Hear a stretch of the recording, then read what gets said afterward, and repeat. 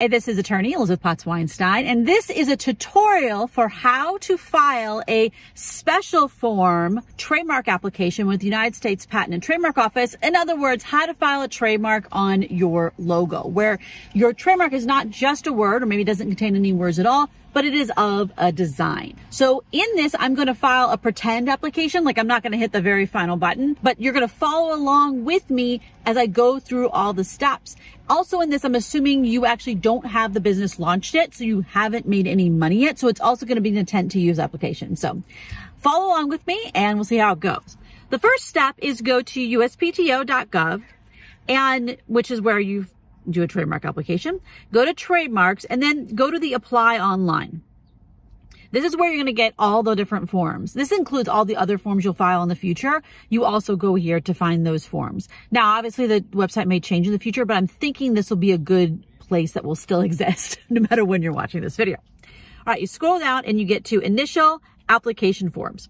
Now there's two different forms you can use, TEAS Plus and the standard. If you can use the plus, you want to use it because your trademark is more likely to get approved and will get approved faster from my experience. However, sometimes you can't use the standard. Also, by the way, the plus is cheaper. So saving money, always a good thing. Now, I'm going to assume that you're going to be able to file it with TA Plus, and that's what we're going to be using. Typically, when you're not able to do that is because you can't pick a class of that is or in the database, which I'll show you about how that works. So let's just assume you can do the plus, and if you can't, you do have to do the standard. So you start your application. The first step is you have to sign in. Now, if you have not created a login, you're going to have to do that. You have to create a login and you're going to have to use the ID.me to verify yourself. Also, you can only file your own trademark application if you reside in the United States. So other than, you don't have to deal with that. You have to hire a lawyer if you're not in the United States. But I'm going to assume you're here in the United States, and then we're going to go ahead and sign in. So give me a sec to do that. Okay. Signed in, and now we go to the application. Now, I'm going to be filling it out as if I'm not a lawyer, like it's for my own business. And I'm just doing it myself. So that's how I'm going to select everything. So it has all kinds of things that talk about how this application works. You can save the application partway through, and then it gives you like a little thing that you can use to reload your application. That's what you would put in down here if you want to reload everything that you save. So that is something that is possible to do. Also, this is a dynamic form. So the things that you select changes what the screen is, so it will reload with new things. Okay. All right. So we're going to assume we can do the TA Plus right now. And is an attorney filing this application? No, because I'm filing it for myself. All right. So now we click the next box. Now you put in stuff about yourself, the owner of the mark. So here I'm going to put the name of my media company that owns all my YouTube stuff. And that's just as an example of something that you could do if you have an LLC. So UBW Media LLC. Obviously don't put my business's name, put your name.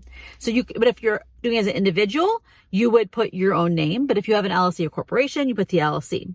And then if you're doing individual, it'll repopulate it with what is your citizenship.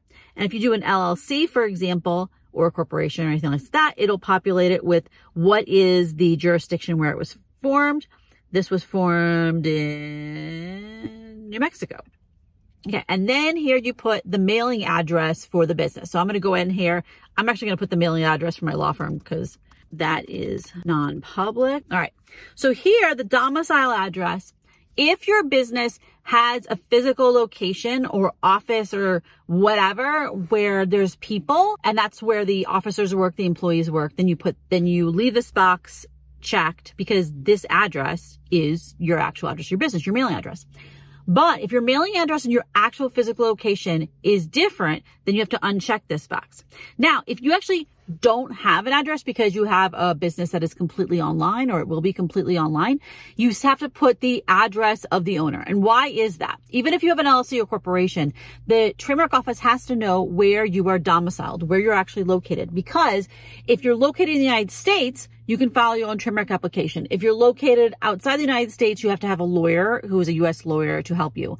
They have that rule because they had a lot of problems with fraud, and statistically speaking, it was mostly from outside the United States. Now, it's kind of a ridiculous rule, but here it is. It's the rule. So you have to deal with it. So here, My LLC does not have a physical address like an in-person place. It is a YouTube business, okay? So I'm going to put my actual address but I'm going to make up an address right now because I'm not going to record that on here. So let's just say I live at 123 Main Street in San Francisco, California, 94110. That is a San Francisco address. Here, I'm checking this because as the LLC, I'm the owner of it, and this is my house. It's actually a made-up address, but we're just going to assume it's my house. Elizabeth Potts Weinstein, owner. I can also put member, president, whatever is your office that you have for the business. You do not have to put a phone number. I haven't had the trademark office call me in many, many years, such that I can't remember. But you do have to put an email address. This will be publicly available, and you have to have this. This is how they're going to communicate with you. So I'm actually going to put my law firm's address just because you all are seeing this. Website address. This is a really good idea to do if you have your website already launched, because they're going to Google this trademark to see if anybody else is already using it, and you want them to know that it's you that is this website, right? But let's say I haven't launched it. I don't have a website yet. I don't have a domain name yet, nothing. All right. Then we hit continue. Now here is where we put the information about the mark. This is the big thing that's different for a special form. In other words, for a logo. Here you click, instead of standard characters, which is like words, letters, you hit special form, and then a whole nother thing loads up. All right, so the first thing is we have to attach the logo. So here's the thing.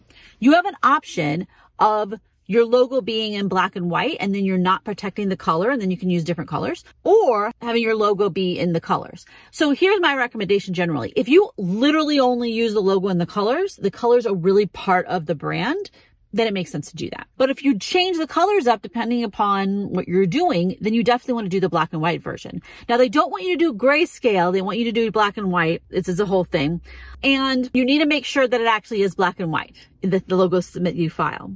So in this case, I'm going to do a black and white version. This is a logo that I don't actually use. It's just like something I found on my computer. Now, I'm showing this to you. So here's just this really simple generic logo that I used some app to make. Now this is in black and white. Okay. It has a clear, or it has a transparent background. And this is though a PNG file. Typically when you get a logo file created by somebody or by AI or whatever it is, or an app or something, it will be a PNG file because that is a vector based, I think. And so it scales really well, but you can't do that with the trademark office because they're not really forward in that way. You have to have it as a JPG. So I'm going to take this and literally just in preview, I'm going to export it as a JPG file and save it in the exact same place. All right, great. Now, if you don't do that, I'm going to show you what happens if you do it wrong. So let's say I forget and I do a PNG file instead. I try to attach it. What happens is you get an error message, and you're going to see this error message as soon as it actually loads. The trademark office gets like the app for the trademark office sometimes takes a long time to churn. So you just have to be patient, and occasionally gets down. Not very often actually, but occasionally it's down. So right now it's probably getting very upset that I submitted a PNG file. Bum, bum, bum, bum, bum, bum, bum. Okay, I actually completely would not even process. So we're going to do that again. But now we're going to go in here and do JPG, and I'm going to attach it. Now, let's see if it gives us an error. Okay. That the pixel count is outside the recommended range. It wants it to be 944 pixels. This is 1200 by 1200. Okay, I'm just going to tell you, I always ignore this error. Now, is that a good idea? I don't know, but I never, deal with it. So we're just going to continue. Okay, it actually did some weird thing with it, but when it displays it here, but it is saved correctly. All right, so for any image that also includes words, letters, punctuation, enter the little element. So here it has EPW, right? The color is not being claimed here, so we're just leaving that blank, this part. And then here, check only if you believe the image back to one, and after you click the continue button, you got a warning. Otherwise, you don't need to click this. So typically this happens is if the system thinks that you submitted a file that wasn't black and white, it'll give you an error, and then you click this. Otherwise, you don't need to click that box. All right, now we're going to add a complete and accurate description of all literal elements and design elements. So here's the thing. If you don't do this quite right, because I'm always kind of guessing, trying to figure out how to describe it, they will give you what they think it should be, and then you can accept whether or not you think it is. So you want to try to describe what this is. All right, so let's go ahead and look at the thing. So we're going to say the letters EPW in surrounded one in a circle, surrounded by 1, 2, 3, 4 concentric circles. I don't know if they would accept this, to be honest, but it is kind of a place to start.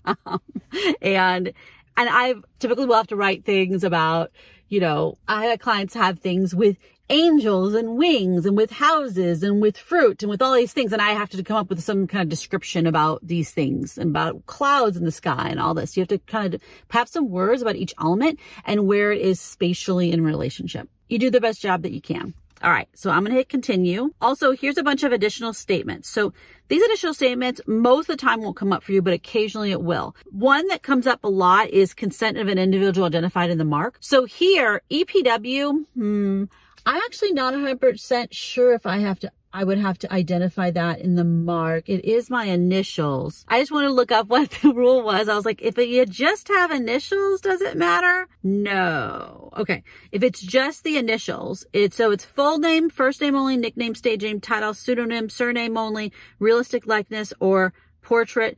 But for me, this is just initials, so I don't have to do that. And this is the thing is, I look up these rules all the time because I'm just like, what is the rule on that? So if I had something that was Elizabeth Potts Weinstein, which I actually do own the trademark for Elizabeth Potts Weinstein, then I would have to do a consent, which I did, but we're not doing that. All right, continue. Warning. Okay, I get this all the time. It doesn't like the commas that I use, whatever. It's always like some weird punctuation. Now we're going to add the goods and services. So this is where it pushes you over to a database of all the goods and services. So a trademark is not just a trademark for every time anyone uses that word in the whole world. It is for that particular category, that particular industry. So here you're putting things like shoes, for example. Shoes are in here as well as all different kinds of shoes. Dog shoes are different than human shoes. You could put in here stickers. That's in a different class. Okay. But here I'm going to put legal services. I don't know if it's called legal services. Is that right? Legal services. Okay. There's all different kind of legal services that are all in the same class of class 45. And let's say I'm going to do legal services. That's easy. And then we click the box for the thing that we want and we insert those entities. Okay. Now, let's say you get here and you realize, oh, I actually want two things. I want legal services and t-shirts, which I don't know who wants that. But then you go and add another one. And then here you leave that box checked and then you put t-shirt and then you do t-shirts, insert checked entities. Okay. So then you have all the different classes you added. And by the way, every time you have another class, another numbered class, it makes the fee go up another time. So $250 to $500 to $750 to $1,000 for everything that you file pretty much with the trademark office. So don't add a gazillion classes unless you really strategically are wanting to do that. So here, then I can assign the filing basis. So most of the time, 44D and 44E are for if you're basing it off a foreign application or a foreign trademark. So most people aren't going to be doing that. 1A and 1B are the ones that are typically going to come up. 1A is you already using it in commerce, and that doesn't mean that you have a website or social media. You have to be monetizing. Money has to be made in some way, shape, or form. It can be from ads or sponsors. It can be from selling products, selling services, but money needs to be happening. You have to have the data for sale, and you have to have a screenshot or flyer or photo of the product or the service or whatever it is in conjunction with the trademark. Now here, I'm going to say it's intent to use, which is 1B. This is, I haven't launched the business yet, haven't monetized. So this is what I plan to do. So there I would click 1B and it's going to pop up and say, you really want to do this. And because you have to actually have an intent, otherwise it's, you're doing something fraudulent. This is under penalty of perjury. You really have to intend to be doing this. And you have to know that it's going to be more fees because when you file the allegation of use, the statement of use later, saying that you actually launched it and made money, you got to pay more money. So, yep, I understand that. So I'm going to assign the filing basis. Okay, great. Now, one thing, just a future idea for what I tend to use, if you're going to have two different services, two different classes, and one of them you're going to launch next week and one you're going to launch in 3 years, I actually would file them in two separate applications. The fee is the same because you have to pay per class anyway. So I would personally do that because otherwise later you'll have to split them and the fee to split them costs a lot. So I file them separate applications if you're not going to be launching them around the same time. All right. So if it's one numbered class and a whole lot of things, that's just one fee. You've got t-shirts and hoodies and shoes. Those are all in the same clothing class. And so that's just the $250. Okay. All right. So another thing I just want to bring up about the logo that I didn't talk about in the beginning, that is that you are only filing it on that exact logo. You change something, you change the font, you change the way it's arranged, you change the color. If you filed it with a color, you got to start all over again with the new application because it's only for that exact design. Okay. So you need to be committed because I've had a lot of people run into that problem where they change things. It's like, we got to start all over again. All right. Now we're going to continue. Now, this is the correspondence information. Okay, so this is what extra email address can I use? And here I actually will usually, I'm not gonna do it right now, I put my personal Gmail address. So that way, if my work emails doesn't work, then I'll get a courtesy copy to my own self. But I'm not gonna do that right now. All right, so here you have 2 classes. So it's a total of $500. You're gonna sign this directly because you're doing this, so you can just sign it yourself. This is the declaration. Now, a declaration is a penalty of perjury. Everything in this has to be true. So you should read this, that you believe that you're the owner, that you intend to use it or it wasn't used already, which depends on the kind of thing you filed. Everything that you stated to your knowledge is correct, that there isn't anybody else who has this already to your knowledge, that everything you said is evidentiary support, and that you understand this is a penalty of perjury and lying is a crime. And then you sign it. You could just sign it with your initials. That's what I usually do. The date signed will automatically populate. Your name goes in here, not my name, your name, and then your position. So I in here am the owner of the LLC. So I just put owner, and then your phone number. I think you actually have to, no, you actually don't have to put this. So it doesn't have if it has a red star, it's required, just like how most websites that is. So I'm going to validate that. Okay. Now here, what I recommend, you want to check everything, make sure you did it right. So if you right click on input and open it up into a new tab, then it'll open up everything that you already filed. So it has the mark, it has your mailing address, the information about the owner, the domicile address, the class, everything. And you want to make sure that is all correct. You don't have a typo or something. And if you do, what you do is you go back here and you go back to modify and you just go back to wherever it was. And then you can modify that and go forward. Okay. Then here you click this, and this is about, yes, you're going to pay for it. After this is the payment screen. So the other thing that's very important to know is if they deny your trademark or you don't want to have it after all, you never get a refund. This is it. You're filing it. The money's in there. Also, the stuff in your application is not confidential. Now, the domicile is supposed to be confidential and only the trademark office has access to it. It's not in the public database, but of course, anything can be hacked. But the rest of the information, your email address, all that stuff is not confidential. And so it's just something to be aware of that is going to be out there in a publicly available database. So the next thing you do is click that box and hit pay submit when you're ready. You could also save the form there if you're not ready to do it yet. And then it's going to go into a whole entire new system that is the payment system. And there you put in a credit card, or you might be able to put in a debit card too, I think. And this is going to take a while to load. So obviously I'm not going to pay for this made out trademark application. So if you're filing for a trademark application on a logo, like I said, you need to be committed to that logo because it's only for that exact logo. Now, I did this as an intent to use application. So if you are actually using it, then you would submit the date of first sale and you would date of first sale, date of first monetization, whatever, however you're making money on it. And you would submit a screenshot of the website or the social media site or a copy of your flyer or a photo of the product with the label on it. Some of evidence that's your specimen to show that you are using it in commerce in that class. All right. So if you have any questions about your trademark application that you're trying to file with the United States Patent and Trademark Office for your logo or other kind of design, feel free to leave them in the comments below, and I'll try to point you in the right direction. Thumbs up, subscribe. Talk to y'all later. Bye-bye.